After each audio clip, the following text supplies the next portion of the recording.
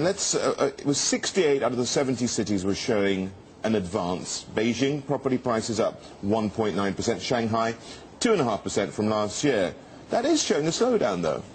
Yeah, it shows a slowdown, but some of the local government may be purposely delaying some of the high-end projects registration process in order to, artificially lower the, price increase.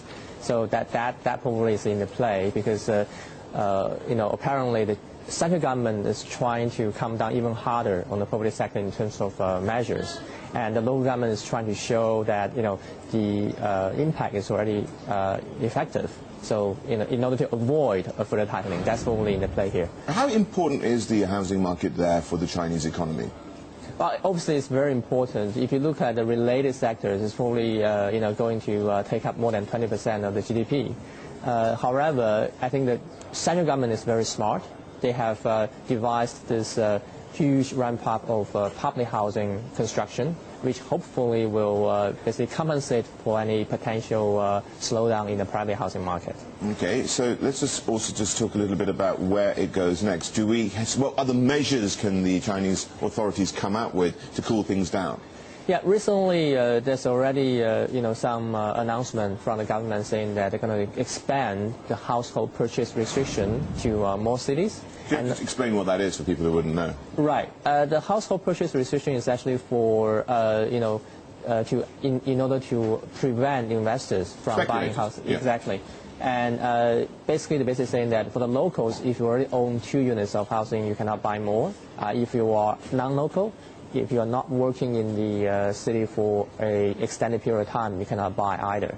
So that has been there for about 30-plus cities, and the government plans to expand this restriction to more cities because it seems that after, as you said, Beijing and Shanghai's property price increase slowed down a little bit, the lower tier cities prices increase actually shoot up because a lot of those speculators and investors went to the smaller cities. So that's where, I think the new measures will be coming from. A lot of homes empty there, aren't there, in China still, too? Yes, the vacancy rate is very high, and if there's a panic in the market because of the property price decline, I think a lot of those empty houses will have to be thrown into the market. That will exacerbate the problem. Yes, it's a liquid asset almost if it's empty, isn't it? Okay, so what does this mean for some of these Chinese property companies here as well? What are the ones, we've got quite a mixed bag today. We've got some really gaining, like Henderson Land, but we've got others which are declining over like 1.6%.